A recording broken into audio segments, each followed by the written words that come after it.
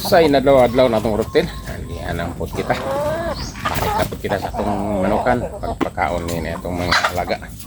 Pagkantigid na makakaon sila sa kadwa kabisi sa sakadlaw. So sa mo naman kitag panlimpyo. Importante yun nga limpyo yun ang palibot sa atong mga manukan, ang naimutangan kanila.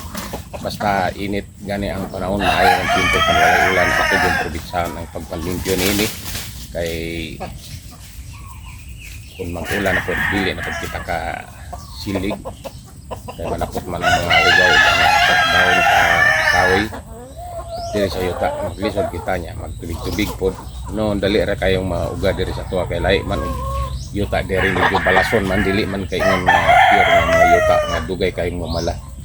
maray na kayo diri sa tuwa manang gituyo nato diri dapita og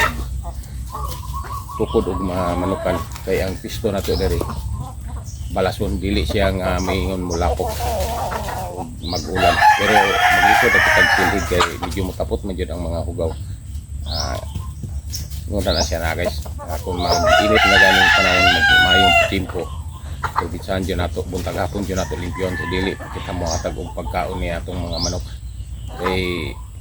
wala makaagdan kitag ting-ulan pwede ra nga dili kita panlimpyo sa usaon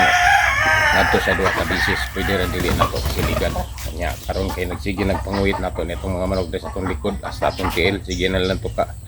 kay gadala na gud kita silang pagkaon ato na lang hatagan dili ra na lang nato sila exercise karon kay straight nato sila exercise duha ka adlaw sa ugmaan po nato sila i-ehersisyo nato kay ang ehersisyo pud kanila importante po kayo guys kay makapadaggan kinig samot sa itlog sa atong mga manok nga na kondisyon jud ang atong mga manok pero may kinalan jud atong i-ehersisyo jud nato sila matag-adlaw karon nato na sila hatagan kay sige nagpanguwit nato nitong mga manok.